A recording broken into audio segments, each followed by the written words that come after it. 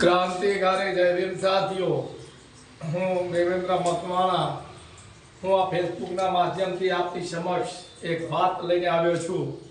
અત્યારે હાલ ગુજરાતની અંદર તાનાશાહીની સરકાર ચાલી રહી છે અને તાનાશાહીની સરકાર આજે અનુસૂચિત જાતિના જે લડુકા યોદ્ધાઓ અને બાહુબલીઓને એ લોકો પોતાનું મનોબળ તોડવાનું કામ કરી રહ્યા છે।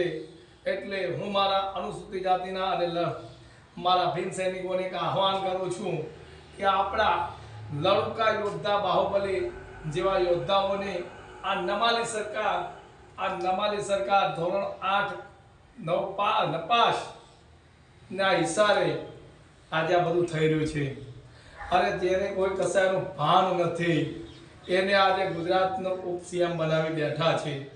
અરે સરકારને હું કહેવા માંગુ છું કે જિગ્નેશ મેવાણીએ દારૂબંધી વિશેની વાતો કરી છે કે ખોટું કર્યું નથી, અને તમારી સરકારના સેવા હોય તો દારૂ બંધ કરીને બતાવો।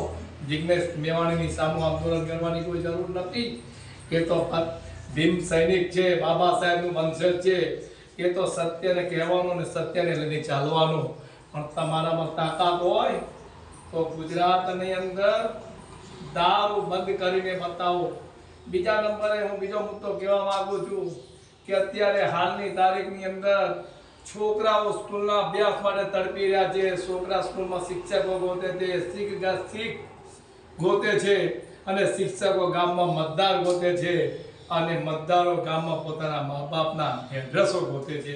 આવી નમાલી સરકાર ખાલી નામ માટે બનાવી અને આજે એક તરફી શાસનમાં તેનો ફાયદો ઉઠાવો છો। અને હું મારા અનુસૂચિત જાતિના જે પણ ધારાસભ્ય જે પણ પ્રતિનિધિ આજે ચૂંટાઈને ગયા છે એમને પણ હું કહેવા માંગુ છું કે આવી નમાલી સરકારમાં બેસી અને બાબા સાહેબનું નામ બદનામ ના કરો। તમારામાં પાણી ના હોય, તમારામાં બોલવાની તેવડ ના હોય તો ખુરશી છોડી દો। અને ત્રીજો મુદ્દો કહેવા માંગુ છું ખેડૂતોનો।